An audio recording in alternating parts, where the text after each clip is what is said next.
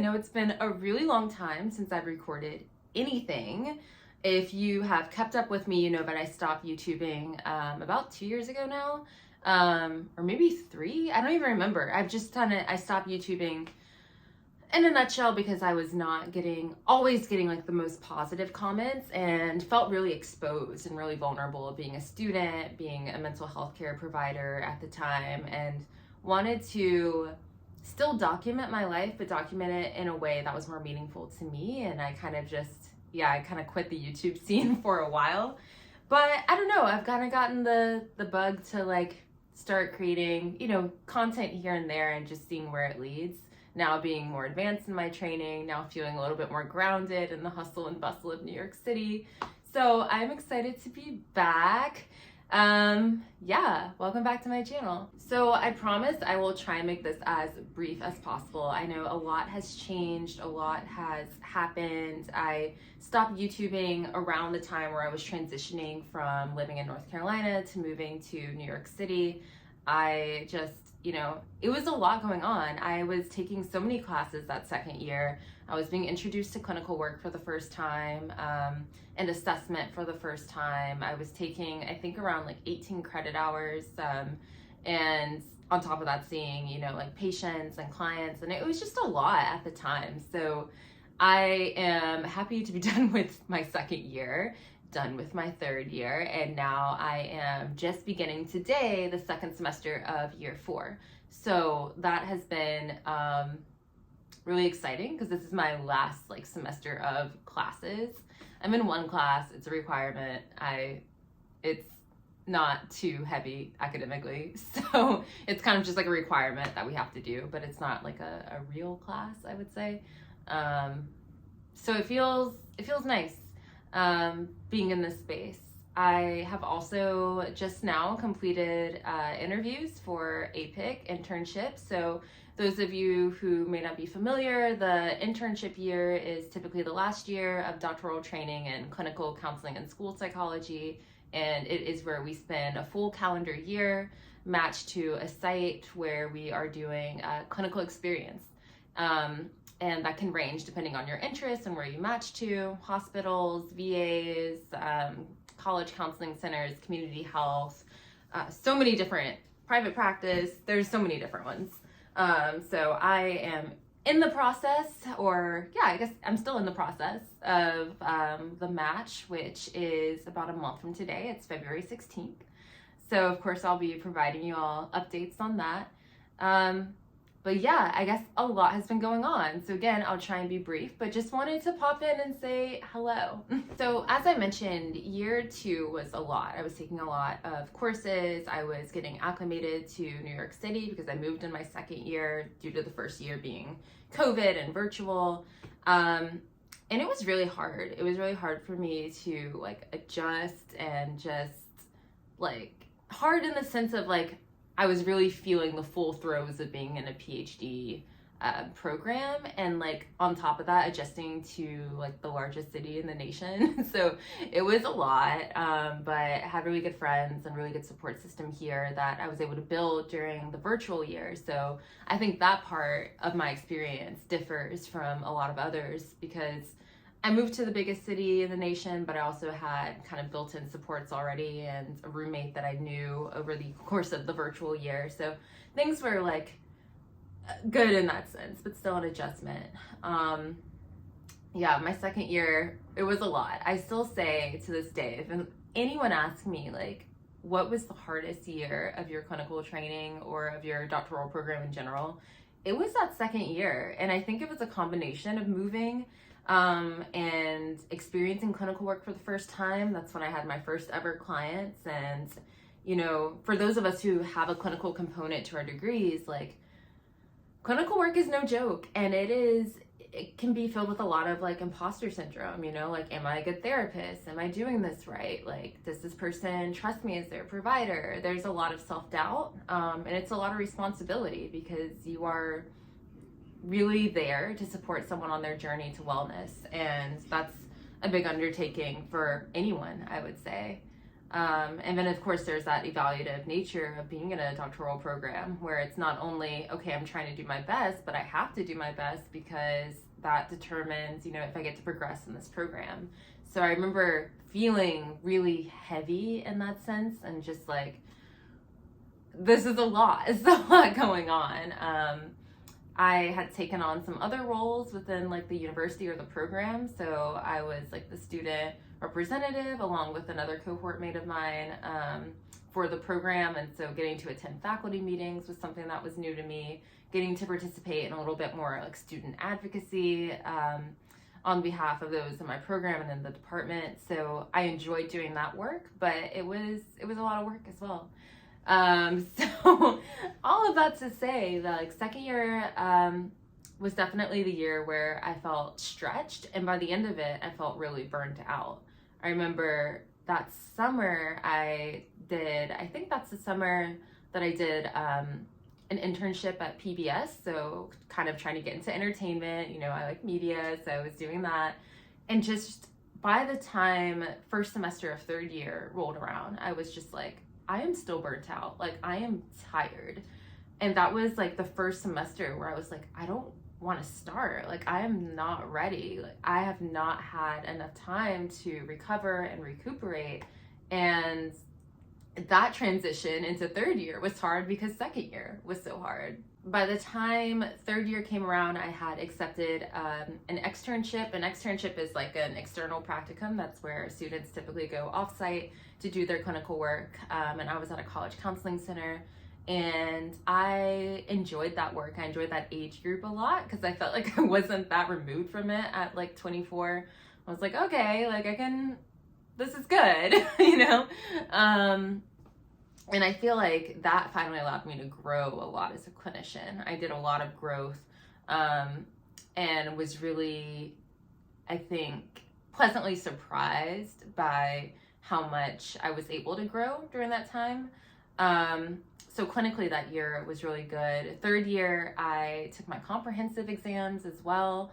Our comprehensive exams are a week long. So it's pretty short compared to some people have like the whole semester, the whole summer, like, I don't know. But we have to write like 6 essays, I think. And those essays, for me at least, I think ranged from 5 to 15 pages each. And you only have a week to do it. And no, you do not get to like, call out. Or I mean, I guess you could call out, but like we don't get any special like privileges of like time off or anything during that time. So it was really stressful. And I'm glad it's over. And then about like 2 months after that, I proposed my dissertation, which was really cool. And I was so excited to do that. For us, our dissertation proposal means that we've written the first 3 chapters of our dissertation, which is the introduction, the literature review, and the methods section. And so my dissertation is on Black mothers and daughters and attachment and repair across the lifespan. So really looking at gendered racial socialization as well as the family life cycle process to first understand just the complexity of Black mother-daughter relationships, and then how those relationships shift and change over time, and then finally how that relationship contributes to a daughter's gendered racial identity. So I was really excited to propose that and very much excited to be done with the semester once it was all over, because that was a whirlwind, but it was not as bad as second year. Second year was hands down just the hardest year ever. So then brings us into fourth year, but before I want to get into fourth year, talk about the summer, because the summer was really a big deal for me. It was my first summer where I did not have a job since like age, I don't know, 16, 17. I chose not to work. I was so burnt out. I've worked typically full-time over the summer. I usually have an internship that I found doing research, working in multiple capacities. And I was like, I'm tired. I ended up turning down an internship that did mean a lot to me. And I still wrestle with if I made the right decision or not, but I turned down a really good internship in policy and chose to fulfill a childhood dream of mine, which was to compete in a pageant. And let me tell y'all, I mean, I know it sounds like it kind of comes out of nowhere. Like, I'm not really like, I wouldn't say I'm like the pageanty type necessarily, but I was excited about what a pageant could do for like me as a human being, but also what it could do for my community given the platform that I felt like I had. Like, I mean, growing up in rural North Carolina and being usually the only or one of the only Black kids or Black girls in my classes, like, I never felt like I was like pretty. I never felt like I was on the same level as my peers, especially as far as like beauty goes. Like, that was just not something that I ever thought. I think it took me like somewhere in college where I really started feeling like, you know, oh, okay, like I like the way I look. And I want to say it was around like senior year of college. Like, it was pretty late.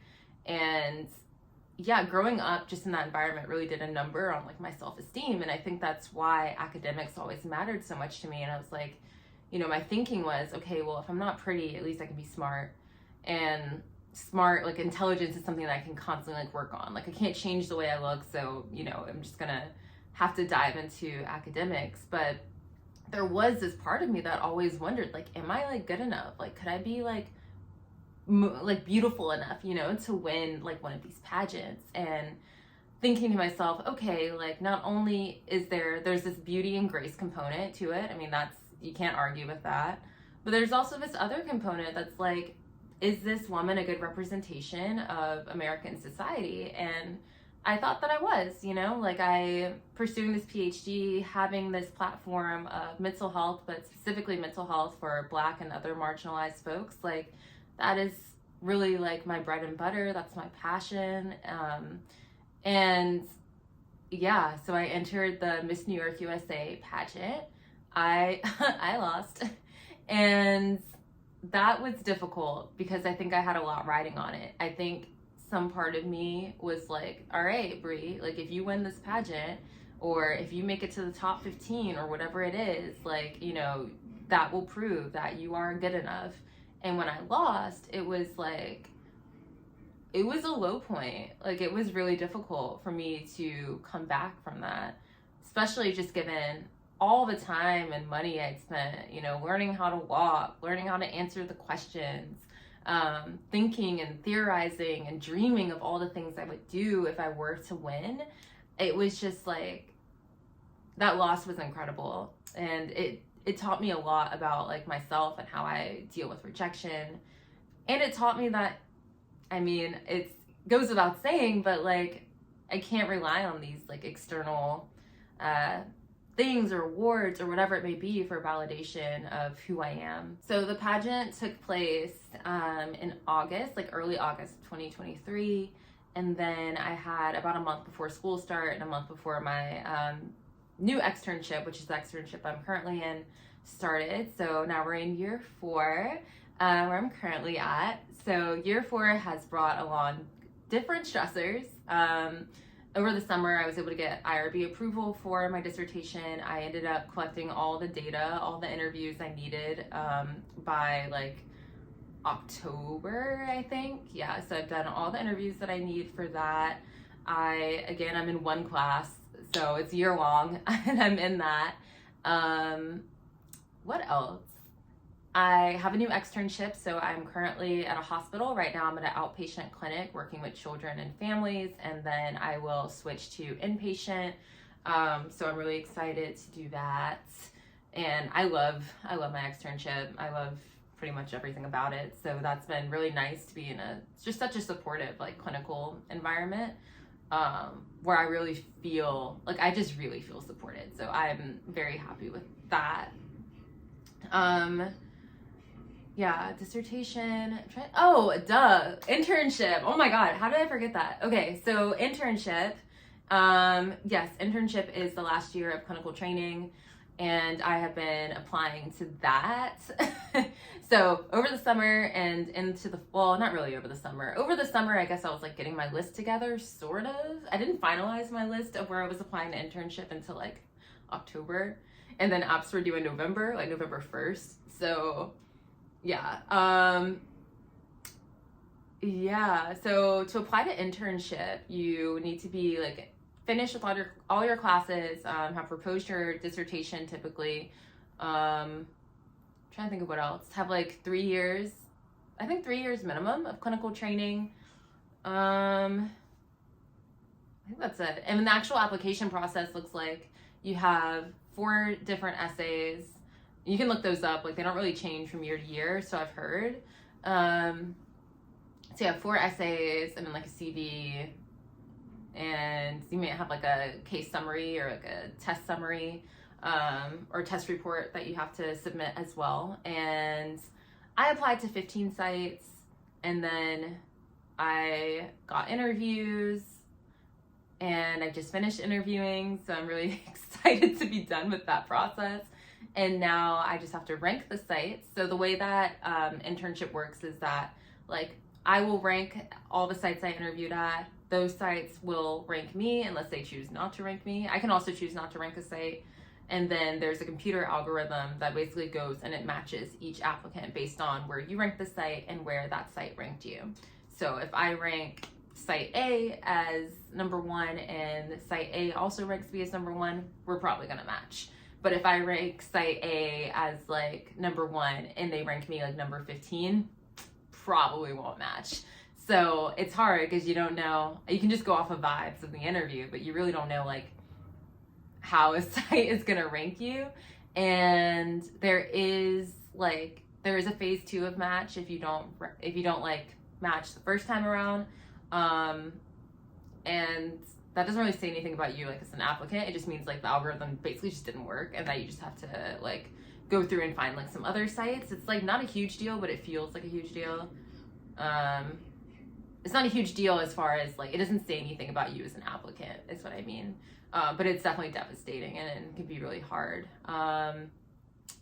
Anyways, hoping that doesn't happen, but just to say I have been going through that process at the moment, and I feel good now that I've finished my interviews. It feels weird, like, it feels like just like not that long ago that I was applying to PhD programs, and now I am applying to finish my program and start the internship. And I remember like my first year, like the people on internship, like looking at them like, oh my God, like they've been here forever. Like they have done so much. Like they're so like clinically talented and have just all the things. And like to think that I'm in that position, it's kind of funny. It's like, I felt the same way about like people who were pursuing PhDs when I was an applicant. Like I really put them on a pedestal, and not to say that they're not amazing, but like we're all just human. Like I really idealized, I think, those people, and it just turns out, you know, I can also be one of those people. And yeah, I don't know what I'm trying to say. It just feels surreal that, you know, I'm at this point where I'm not applying to internship, where I may or may not be in New York in 5 months. Like, it's scary, but it's definitely exciting. Like, I am almost Dr. Bree Baker, and that's wild. I really appreciate you all tuning in for updates. I'm gonna try and do another series on like APIC, and maybe be a little bit more, APIC is internship, maybe be a little bit more like thorough about it. I just wanted to give you all like some snapshots. I know I have gotten requests for videos on how to obtain fellowships and things like that. I am happy to do so when I figure out how to say what I want to say. But I really appreciate you all, you know, caring and looking at this video and following me these years. I'm much more active on Instagram and a little bit on Twitter, so if you all want to continue following me, you totally can. If not, you can do that too. And I'll see you next time. Bye.